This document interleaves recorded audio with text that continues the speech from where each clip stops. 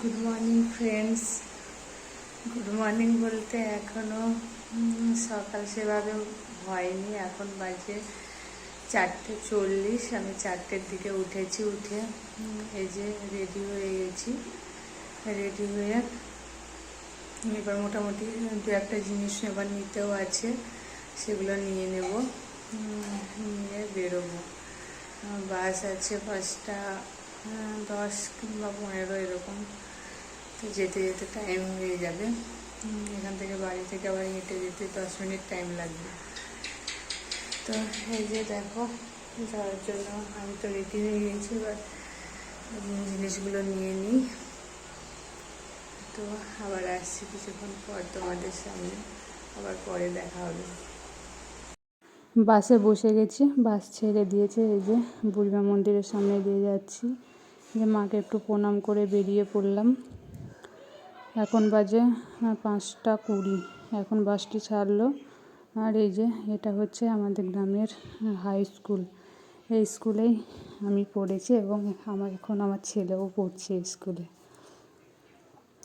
তাই এই যে বাস থেকে নেমে স্টেশনে পৌঁছে গেছি। দেখো, আমরা একদম পিছনের দিকে যাচ্ছি। পিছনে লেডিস পড়ে, লেডিসে তাও একটু জায়গা পাওয়া যায় না, সামনের দিকে পাওয়া যায় না। ট্রেনে উঠে গেছি, জায়গাও পেয়েছি। আজকে পিছনের লেডিসটায় খুব একটা ভিড় ছিল না, ফাঁকা ফাঁকাই ছিল।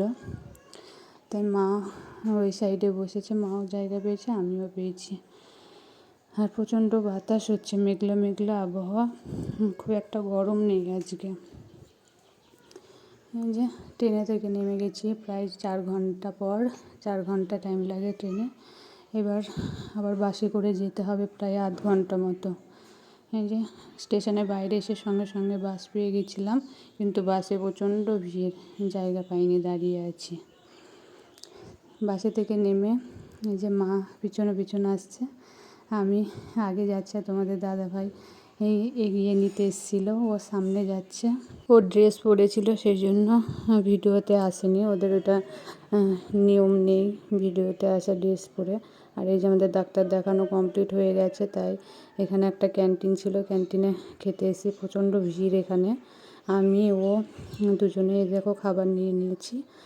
তো খাওয়া দাওয়া করে এখন এই যে এখানে একটা মাঠ আছে, ছোটো গ্রাউন্ড মতো, এখানে একটু বসে আমি একটু রেডি হয়ে নিলাম। আর ও চলে গেছে, ওর টাইম হয়ে গেছিলো। তাই ওকে বললাম তুমি চলে যাও, আমরাও বেরিয়ে পড়বো। আমরা বেরিয়ে পড়েছি। এই যে যাচ্ছি এখন বাস স্ট্যান্ডের দিকে। চিড়িয়াখানার সামনে বাসগুলো দাঁড়িয়ে থাকে, ওখান থেকেই আমরা বাসে উঠবো। এই যে চিড়িয়াখানার সামনে চলে এসেছি। সামনে বাস দাঁড়িয়ে আছে, এই যে বাসে উঠে গেছি। বাসে ওঠার সঙ্গে সঙ্গেই বাসটা ছেড়ে দিয়েছে। আর এই যে ভিক্টোরিয়ার সামনে দিয়ে যাচ্ছি। বাস থেকে নেমে স্টেশনে এসে বসে আছি। দেখো কত ভিড়, এত লোক সব বসে আছে। আমরা যে ট্রেনটায় যাব লালগোলা, সেই ট্রেনের জন্য। আর এত ভিড়, জায়গা পাবো কিনা কে জানে। এই যে কোনো রকমে উঠে কোনো রকমে জায়গা পেয়েছি, তাও ভালো পাইনি, কষ্টে কষ্টে বসে আসছি।